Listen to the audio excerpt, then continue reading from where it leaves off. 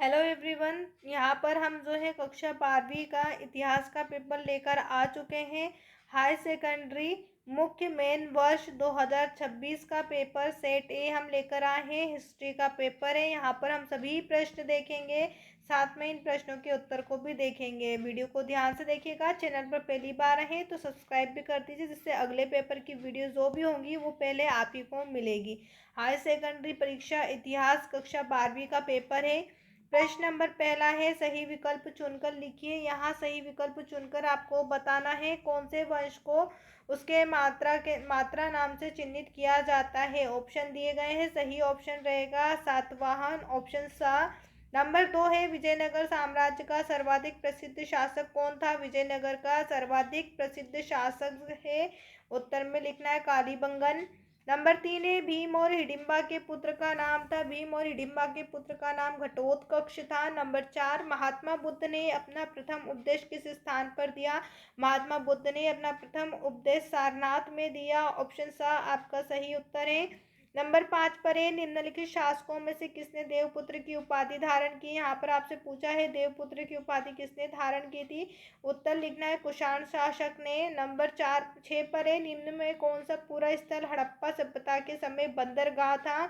उत्तर में यहाँ पर हमें लिखना है लोथल। लोथल जो है हड़प्पा सभ्यता के समय बंदरगाह था। इसके बाद है प्रश्न नंबर 2, जिसमें आपसे रिक्त स्थान पूछे गए। 6 नंबर के रिक्त स्थान है।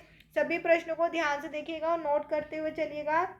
दक्कन विद्रोह जिले से प्रारंभ हुआ था। दक्कन विद्रोह जो है पुणे जिले से प्रारंभ हुआ था। आप इन सभी के स्क्रीनशॉट लेकर भी रख सकते हैं याद करने के लिए। में विवाह के 8 प्रकारों का वर्णन है, तो मनुस्मृति आपको लिखना है। मनुस्मृति में 8 प्रकार का वर्णन किया गया है। हस्तिनापुर नामक जिले में है। हस्तिनापुर जो है मेरठ जिले में स्थित है। अमुक्तमाल्यद की रचना है। अमुक्तमाल्यद जो है कृष्णदेव राय की रचना है। यज्ञों की परंपरा का वर्णन मिलता है। यजुर्वेद में जो है यज्ञों की परंपरा का वर्णन मिलता है। इसे याद रखने का तरीका या से यज्ञ और या से यजुर्वेद। इसको याद रखने का सबसे आसान तरीका क्या हो जाएगा, या से यज्ञ और या से यजुर्वेद। इसके बाद है सुल्तान जहां बेगम की शासिका थी। सुल्तान जो है भोपाल की शासिका थी, यहाँ आपको लिख देना है भोपाल। इसके बाद है नंबर 3 पर सत्य सत्य आपसे पूछे। 6 नंबर में किताब उल हिंद अल बिरनू की रचना है, ये कथन सत्य रहेगा। हड़प्पा सभ्यता एक नगरीय सभ्यता है, यह कथन सत्य है। अप्पार एक नयननार संत थे, यह कथन भी सत्य है। 12 वर्षीय बालिका के सती होने का वर्णन बर्नियर ने किया, कथन सत्य रहेगा। हड़प्पा सभ्यता के सबसे लंबे अभिलेख में 26 चिन्ह है, यह कथन सत्य है। इसके बाद है सांची ने स्तूप का निर्माण सम्राट हर्ष ने करवाया, ये आपका असत्य रहेगा। केवल एक ही आपका सत्य, बाकी के सभी आपके सत्य रहेंगे।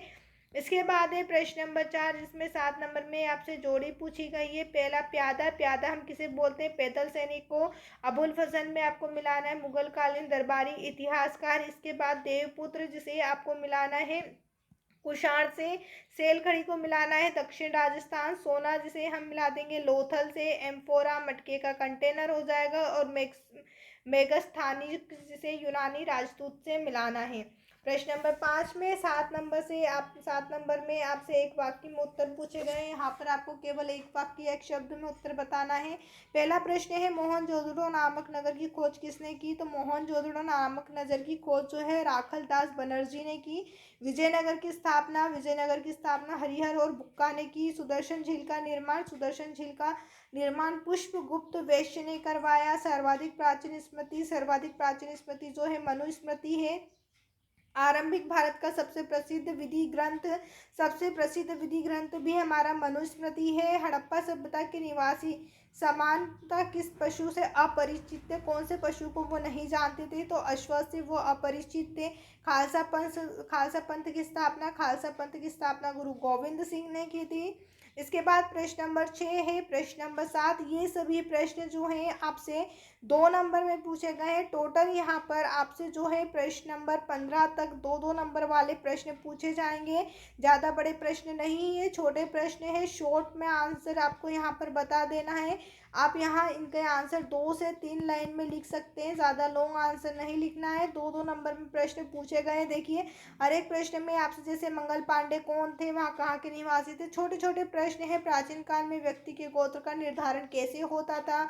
मुगल काल में जजमानी पुरानी प्रथा क्या थी। तो सभी प्रश्न जो है वो छोटे प्रश्न हैं, तो आपको छोटे से ही आंसर लिखना है, ज़्यादा बड़े आंसर नहीं लिखना है। इसके बाद अगला प्रश्न यहाँ पर हम देखें तो प्रश्न नंबर 16 से लेकर 19 तक आपसे 3 नंबर वाले प्रश्न पूछे जाएंगे।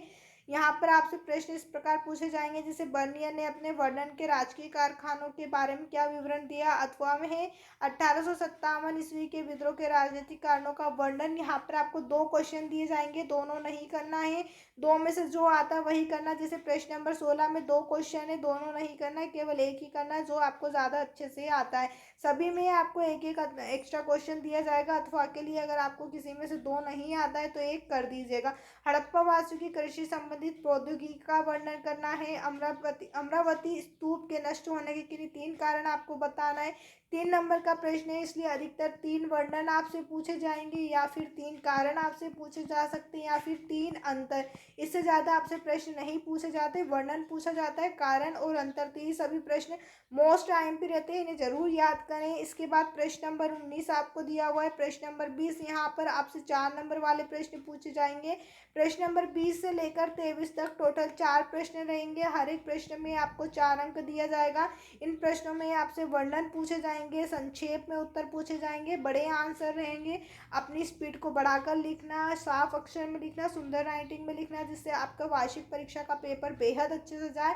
अपने पेपर की तैयारी बेहद अच्छे से करें, हर एक प्रश्न का आंसर सटीक और सही लिखें, राइटिंग को सुंदर और साफ लिखें। रही बात प्रश्न नंबर 23 में, तो यहाँ आप देखिए मानचित्र का प्रश्न जो वेरी मोस्ट इम्पोर्टेंट प्रश्न रहता है, ये आपसे 4 नंबर में पूछा जाएगा। आपको यहाँ पर एक जो है भारत का मानचित्र दिया जाएगा, जिसमें आपको यहाँ पर 4 नाम दिए जाएंगे।